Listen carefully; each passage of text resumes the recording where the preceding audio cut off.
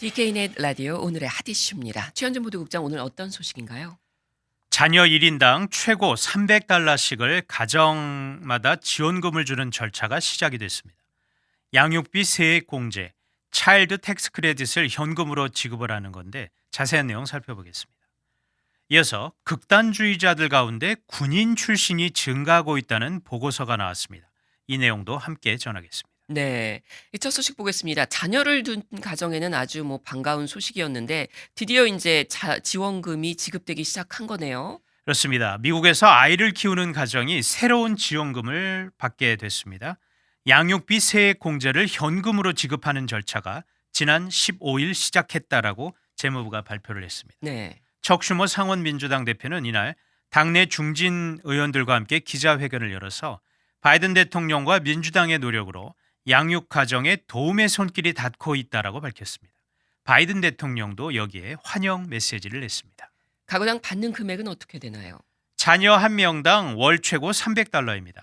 6살 미만의 경우가 그렇고 아이가 그보다 좀 나이가 많게 되면 액수가 약간 줄어드는데 6살부터 17살까지는 최고 250달러입니다.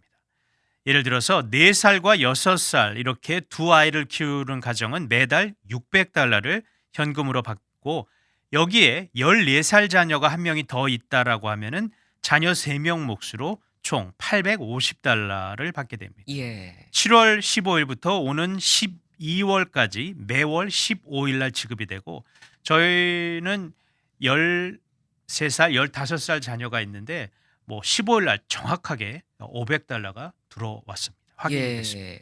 자, 그러니까 17살까지 아이가 있는 가정은 모두 이 돈을 받을 수 있다. 이미 7월 거는 입금이 됐다라는 얘기네요. 네. 그렇지만 모든 가정이 받는 건 아니고 고소득 가구는 제외가 됩니다. 예, 전액 지급받을 수 있는 기준선은 부부 합계로 연소득 15만 달러인데요. 그보다 소득이 많은 가정은 단계적으로 이 수급액이 줄어듭니다. 그렇군요. 자, 그렇더라도 미국 내 양육 가정의 대다수인 3,900만 가구가 지급 대상이다라고 재무부가 밝혔는데 어린이와 청소년의 88%에 해당하는 총 6천만 명이 지급 대상입니다. 예. 자, 이런 지급이 이루어지는 어떤 근거가 있을 텐데 어떤 근거를 가지고 시행이 되는 겁니까? 네, 바로 지난 3월 발효된 1조 9천억 달러 규모 경기 부양책에 따른 조치입니다. 코로나 바이러스 사태로 위축된 가계와 사업체들에게 여유 자금을 넣어주고 시중에 돈이 돌도록 하는 정책이었는데 이에 따라 고소득층을 제외한 주민 1인당 최고 1,400달러씩의 현금이 지급을 됐죠. 네. 자, 이와는 별도로 양육비 세액 공제 혜택을 7월부터 확대하도록 이 법안이 규정을 한 건데 그 부분을 이번에 집행이 된 것입니다. 예, 코로나19로 인한 경기부양책의 내용 중에 하나였군요. 이 양육비 세액 공제 혜택 얼마나 확대한 건가요? 네, 기존에는 공제 한도가 연간 2,000달러였는데 이번 부양책에서는 6살 미만 자녀가 있을 경우 최고 3,600달러까지 높였습니다. 6세부터 17세 자녀는 연간 최고 3,000달러인데요. 1년 동안 이런 규정을 적용하도록 한 것입니다. 네. 이 내용을 2021년 소득세 정산에 미리 반영을 해서 그 차액을 현금으로 선지급하는 것입니다. 그렇군요. 자, 1년 동안 공제 한도를 높인다고 했는데 현금 지급은 지금 7월부터 12월까지 6개월이란 말이에요. 네. 그럼 혜택의 절반만 받게 되는 것 아닌가요? 네, 근데 나머지 절반은 일괄 지급이 됩니다. 아, 내년에 각 가정이 소득세를 정산을 할 때 부양가족 공제 항목을 통해서 환급을 받게 되는 것입니다. 현금 지급 기간을 연장하는 조치를 지금 바이든 대통령과 민주당이 구상을 하고 있고 네. 최대 4년까지 늘리는 방안이 논의가 되고 있다고 합니다. 또 아예 이것을 상설 조치로 진행하자는 일각의 요구도 있습니다. 그렇군요. 자, 바이든 대통령이 이날 환영 메시지를 발표했다고 네. 했는데 어떤 내용입니까? 이번 조치는 중산층 세금 감면의 일환이다라고 바이든 대통령이 말했습니다.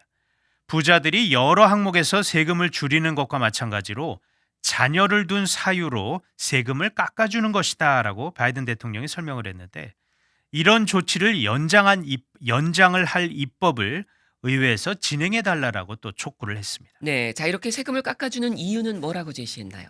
두 가지 목적을 바이든 정부와 민주당이 제시했습니다. 첫째로 코로나 사태가 가정 경제에 영향을 미친 상황에서 고정비용이라고 할 수 있는 양육비 부담을 줄여주자는 것입니다. 이번 조치를 통해서 아동 빈곤율을 획기적으로 낮출 수 있을 뿐만 아니라 자녀 양육에 어려움을 겪고 있는 중산층 가정에도 상당한 도움을 줄 것이다라고 코리 부커 상원의원이 기자회견을 통해 말했습니다. 네. 수백만 가구가 빈곤에서 벗어나는 효과를 볼 것이다라고 백악관에서도 발표를 했었는데 일부 학자들은 그래서 이번 조치를 지난 1960년대 린드 존슨 행정부에서 실시했던 빈곤과의 전쟁에 비유하기도 합니다. 예. 자, 이것이 첫 번째 감세의 목적이라면 두 번째 목적은 뭡니까? 소비를 촉진을 해서 국가 경제에 활기를 불어넣자는 의도입니다.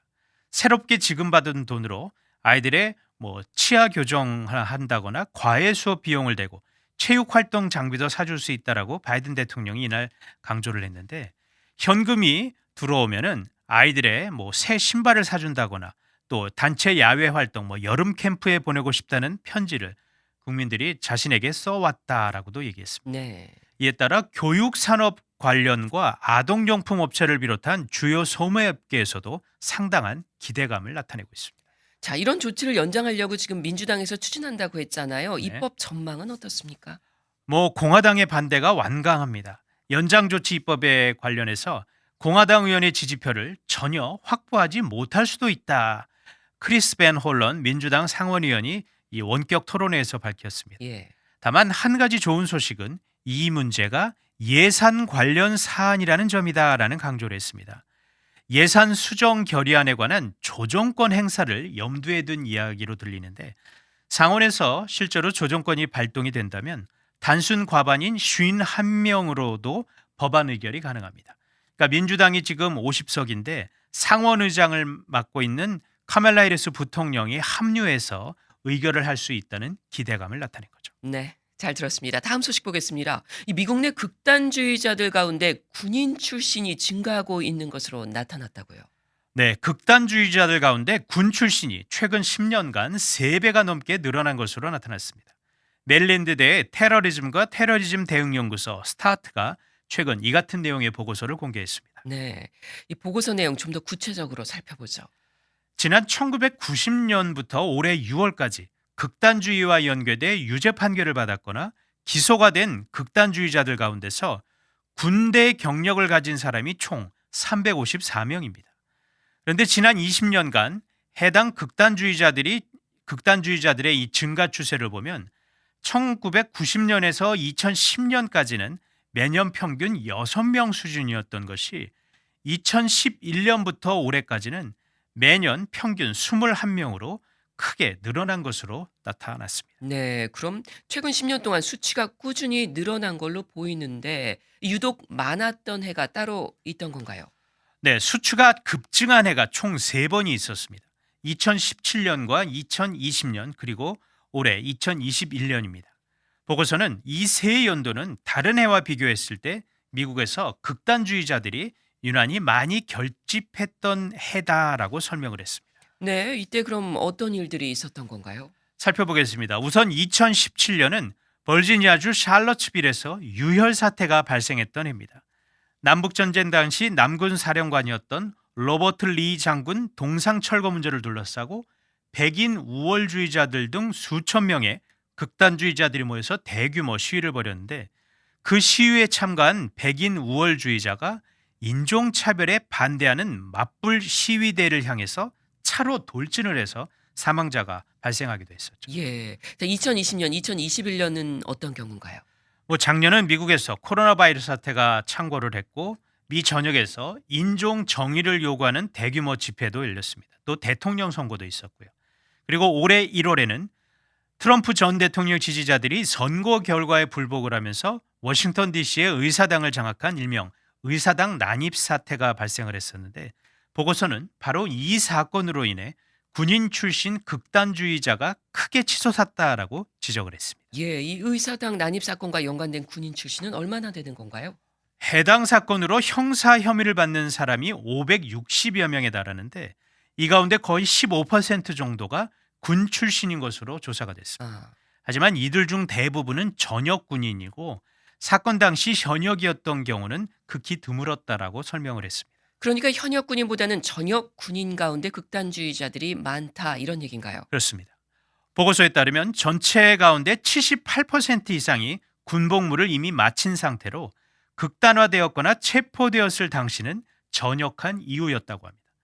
보고서의 공동저자인 마이클 젠슨 박사는 미국 내 극단주의자들 대부분은 군 출신은 아니다라고 설명하면서 자료에 오른 사람들도 군대를 떠난 후에 극단화된 것으로 나타났다라고 설명했습니다. 따라서 군 출신 극단주의자 문제는 전역 군인들의 문제라고 할 수 있다라는 설명도 했습니다. 네. 이 군인 출신 극단주의자들이 증가하고 있다는 지적, 이번에 처음 나온 겁니까? 아닙니다. 최근 나온 관련 보고서들을 보면 비슷한 맥락을 보입니다. 앞서 지난 4월 이 CSIS 전략국제문제연구소가 발표한 보고서에서도 현역 군인이나 예비역 가운데 국내 테러 업무에 가담한 비율이 낮기는 하지만 증가 추세에 있다라고 밝혔었는데, 이 전략국제문제연구소는 극단주의자들이 군대나 법 집행기관에 세력을 심기 위해 노력을 하고 있고 전현직 군인들을 포섭하기 위해 적극 나서고 있는 만큼 그 증가 추세는 계속 이어질 수도 있다라고 전망을 했습니다. 네. 자, 국방부에서는 이러한 현 상황에 대해 어떻게 대처를 하고 있나요? 로이드 오스틴 국방장관이 지난 4월 직원들에게 보낸 메모에서 군대 내 극단주의 척결을 최우선으로 하겠다라고 밝힌 바가 있습니다. 또 극단주의 단체의 군대 침투를 막기 위해 즉각적인 변화와 더불어 전역을 앞둔 군인들에 대한 교육 강화를 했고 극단주의 대응 실무단을 신설을 하기도 했습니다. 국방부는 실제로 극단주의 단체들이 군대에 침투하려고 시도한 증거를 이미 확보하고 있다라고도 설명했습니다. 네, 잘 들었습니다. 지금까지 오늘의 핫 이슈였습니다.